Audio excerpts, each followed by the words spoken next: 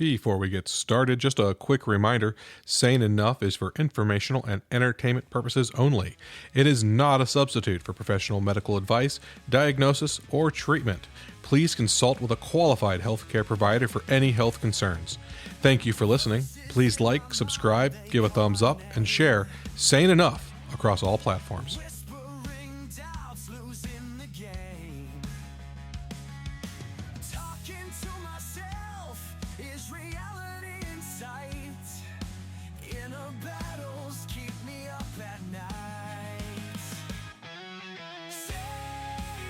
Welcome to Sane Enough. I am Coach Eric.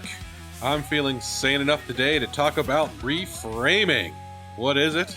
Well, it's a process of changing how we view an experience by emphasizing certain aspects and downplaying others. Sound like a load of hooey? Well, it is critical to helping you overcome negative experiences.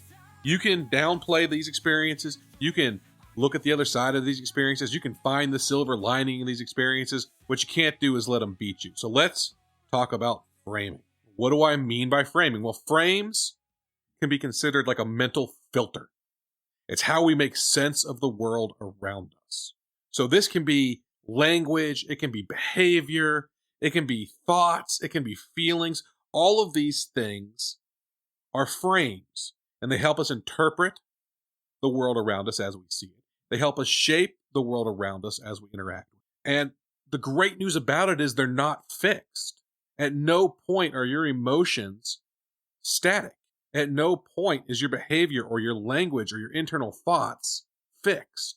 They are all part of this process to progress. And so they can be manipulated, they can be improved, they can be twisted, they can be crumbling down around you, but they're not static.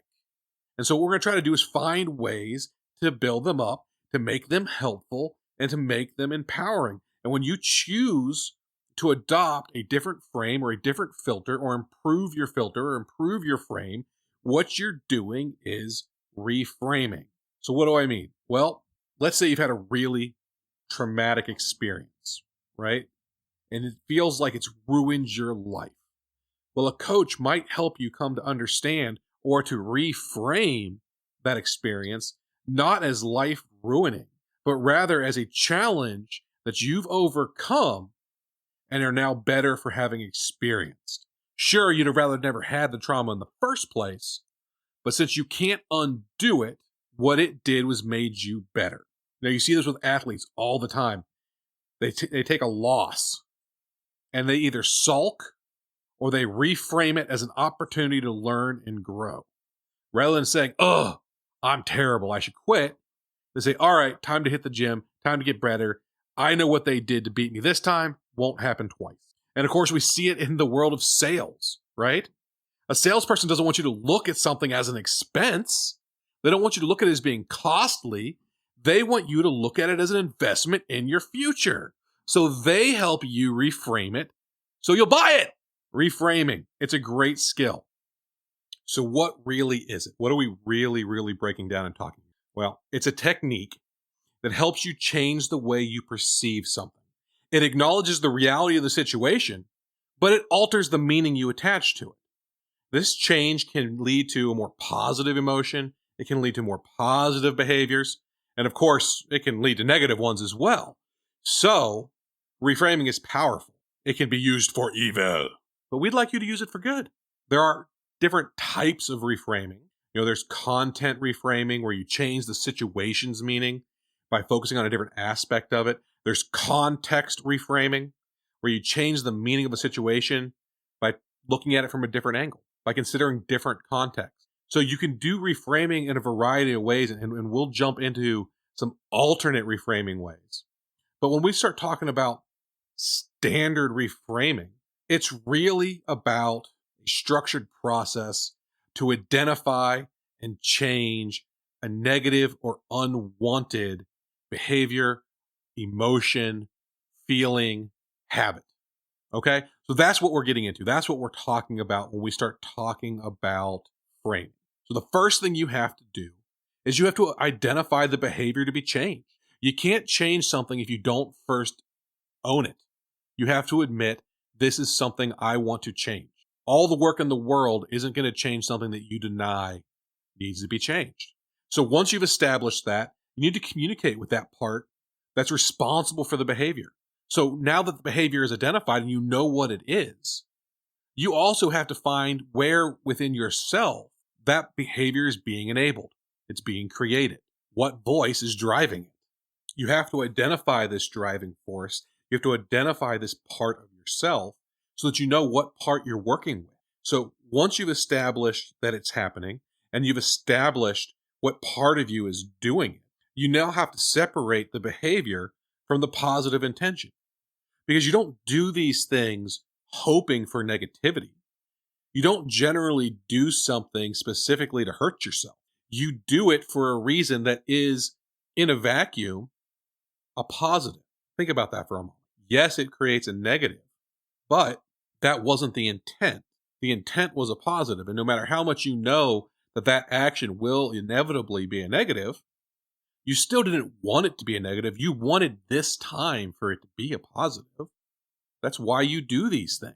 So as we look at this, as we advance ourselves through this reframing process, we have to come to terms with the fact that we mean well with the process.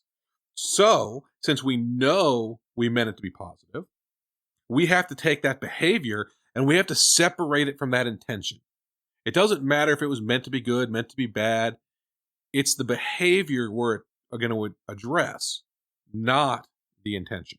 So how do you replace it? Well, first, you have to get creative, right? You have to access that part of you that can think up new behaviors. You need to generate the behavior you wish you had instead of the behavior that you do have. It's not good enough to say, I just don't want to do this.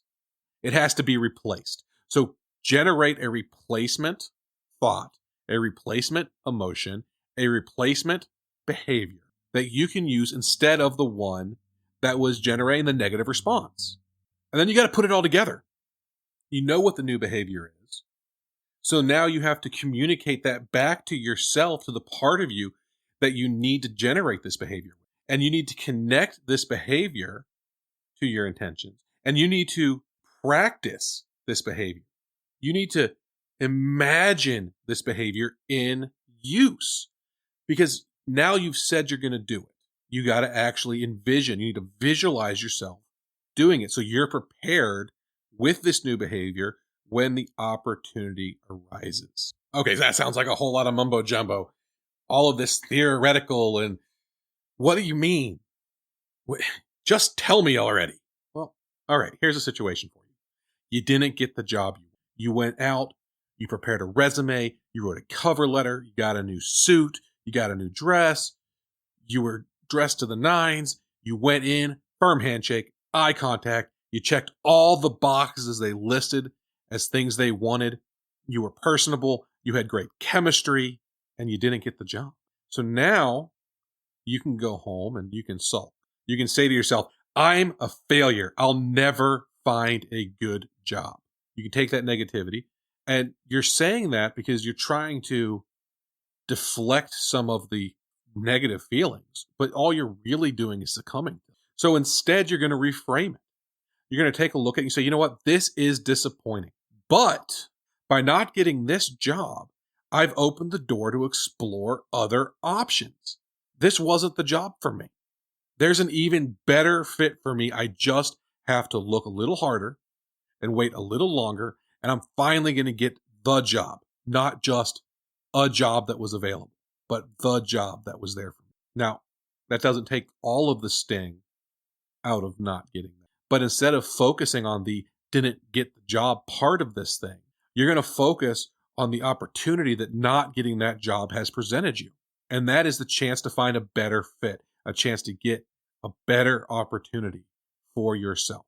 You're not going to get that opportunity sulking about the job you didn't get. But you can, if you take the lessons learned from the interview, that yes, everything can go really, really well and you still not get it, to find other things that you can do that go above and beyond the checklist of that job's listing, that goes above and beyond just having good chemistry, that goes above and beyond just the good handshake. And you start to understand what it is it really takes to get the job done. Then when you go into the next interview, you prepare the next resume and you go after the next job, you're even better prepared. And when it's a better job and you land that job, you can look back and say, the fact that I learned and I reframed that negative experience to create a positive one, it really helped me get what I really wanted instead of what was available at the time. So if that makes sense, we can talk about the kinds of reframing that are out there besides just standard reframing. We can say, all right, in addition to that, we can do as if. So that's where you act like you already have the desired quality or outcome, and you act as if. There's the failure to feedback method. That's viewing failure as a learning opportunity. It's one of the ones I used in that example. And you can use the questioning reframing, changing the question you ask yourself to shift your focus. And all of these can be used together. We heard that in the example I used, right? It's not just focusing on the positive of not taking the wrong job means I can still go get the right job. But you can also work in viewing it as a learning opportunity. You can then act as if you've already got the job you want to practice your interview skills. And you can ask yourself changing questions to shift your focus. Now, there's more to get into with those, and I'll dive into them a little deeper here. But with so many options, how do you actually get better at the process of reframing? I mean, I can sit here and talk all day about the options, but don't you want to get better? Of course you do. I mean, you have to start with practicing. I know it always seems to come back to that, right? It starts with practicing. And more than just practicing, you have to start with the baby steps, the little things. Start reframing everyday situations, just minor annoyances. The little things like your significant other leaves their coffee mug on the counter instead of putting it in the dishwasher. Your child never takes down the trash without you having to ask them. Find ways to reframe those and to make yourself better at the process of reframing so that when the big things come, you're better at it. Well, practice seems obvious, but come on, what else can I do? Well, one of the ones you hear all the time is journaling. Write it down. Make it real. When you put things on paper, or in my case, I like to type them into a document. When you write them down, when you write down the things that bother you, and then write out a way to reframe them, you're making that process real. And nobody else has to know about it. Nobody else has to see it. You can delete it and do it again. But you're just doing that for your own well-being. If you've got a practitioner you can work with, or you just got a friend who you trust, who understands the process you're trying to work through, you can do role play. A great way to reframe is to take somebody who you have a trusted relationship and work through it together. Play off of each other. Practice your skills on them. They can practice their skills on you. Come up with scenarios and role play. Act them out.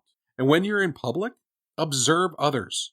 Sometimes the best practice you can get is your observational skills being improved by watching others do the thing you're trying to do, so that when you later visualize yourself doing it, you have a frame of reference. So pay attention to how other people reframe situations, and pay attention to both the good and the bad, the positive reframings and the negative reframings, because you can learn from how someone who's a negative Nancy reframes everything bad just as well as you can learn to reframe by watching someone who turns things positive, who has a good outlook. Because you need to know both how to avoid being a negative reframer, as well as learning how to be a positive reframer. And those same skills and habits that create negative reframing apply to making positive ones. You just have to do it with a positive intent and with a positive outcome, as opposed to getting sucked into the void that is negativity. And as you get this together and you've observed it and you've role played it and you've written it down and you've practiced it on these little things, if you really, really want to master it, you have to put yourself out there. And you have to start gradually applying reframing to challenging situations in your life. Start little and work your way up, get to medium. But don't just stop there. You have to actually reframe the big items in your life to make the big changes in yourself. Don't be afraid of big change. Don't start with big change, but also don't be afraid. Develop your key skills. These work with lots and lots of techniques, but with reframing, they're absolutely critical because it is such a difficult, such an emotional, such an intensive act. So you have to be self-aware. You have to pay attention to your thoughts, your feelings and your reactions. You can't reframe what you're not aware of. And you have to be flexible. If you're rigid, what are you going to change? Be willing to consider different perspectives. Be willing to consider different outcomes. Actively look for ways to be flexible and see things from other sides, not just the other side, but from the full 360-degree circle of sides. Be creative. You need to develop the ability to generate new ideas and solutions. Don't be satisfied with the status quo. Find ways to imagine and project and visualize and work with your creative half to create new options for yourself. Don't rely on me to get on a microphone and tell you you have options. Find those options within yourself. And for the love of all, be empathetic. Find empathy for other people's viewpoints, for other people's emotions, and so much more importantly, for your own. Self-forgiveness, self-development, self-empathy is vital to the act of reframing because you are acknowledging a flaw in your own outcome and managing a way to change that for the positive. And that's not going to come if you are too brutal to yourself. A little bit of self-love, a little bit of self-care, guys. And when you've put yourself out there, when you've practiced these skills, when you've worked on reframing, or when you've worked on anchoring, which we talked about in a previous episode, or any other skill set we've talked about, or just the emotional baggage we've talked about, don't be afraid to seek feedback. Find a therapist, find a practitioner, find a coach, a trusted friend, a significant other, and talk to them about what you're going through. Get feedback, get guidance. And if you don't have somebody, look online, see if you can find yourself a study group. See if you can find yourself a support group. Shoot me an email. Leave a comment. Get in touch. I can help you find a coach that'll be a good fit for you. Perhaps I can be a coach that's a good fit for you. But the important thing is find somebody that you can get a feedback from, and you can create a feedback loop if it's somebody that you're working with, because that's how you're going to make each other better. Everybody I ever worked with made me better. And I hope to make the people I talk to through this show better. So don't be afraid to go out there and get feedback and work with somebody. It's not something to be embarrassed about. It's something to be proud of. You need to be understanding. You need to remember reframing is a skill that takes time and practice to develop. You have to be patient with yourself. You have to celebrate your progress along the way. This is a powerful tool. And it can be used to change your perceptions. It can be used to improve your communication. It can be used to achieve your goals. By becoming aware of the frames that you use, you can choose to adopt new ones. You can choose to find ways to be more helpful, more empowering, and to feel better about the work that you're doing. So I've got a call to action for you. That's our great term here, where I'm going to ask you to do something in relation to the task we're talking about. I want you to identify one limiting belief that you'd like to reframe this week. One negative personality trait, one negative behavior, one negative thought that just kind of nags at you, and do some standard reframing. Roll it back and tune in to the next episode where we'll go ahead and take a look at some of the other reframing techniques, including my personal favorite, the as if. So this has been Sane Enough. We're going to end our reframing episode and the next few episodes where we do some specific reframing skills with a song called One of Those Days. I think is appropriate to the topic at hand. Enjoy the song. Have a sane enough day. It's gonna be a good day.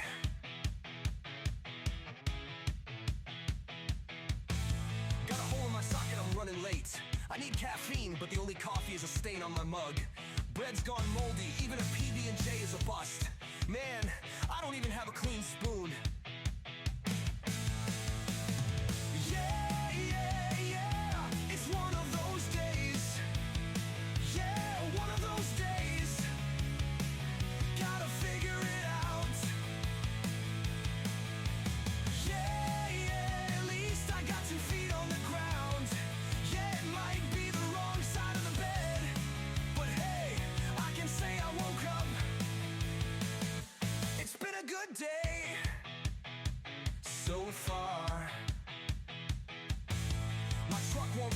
my phone won't turn on. I guess I'll walk, cause I can't get a ride round here anyway. Now of course, the rain's coming down in gusts and sheets. I guess I should have brought a boat, but you know, I don't even have an umbrella. Who carries one of those anyway? Not me. Yeah, yeah, yeah, it's one of those days. Yeah, one of those days. Gotta figure it out. Yeah, yeah, at least I got 2 feet on the ground. Yeah, it might be the wrong side of the bed, but hey, I can say I woke up. It's been a good day, I swear. I stumbled in like a wet dog, no towel in sight. Maybe I should just call it a day. Hell, I should call it a night. And then a stranger bought me a brew. Yeah, man, you know I needed that. It just shows a little kindness goes far. Now I'm sitting here making friends at the bar. Someday this will be a good story to tell. Good times to have, no time to dwell. So let's order wings and fire up the jukebox. Next round's on me. Maybe, just maybe, things do turn around. If you look, kindness can always be found. A stranger's smile, holding the door, and an open stool. Who can ask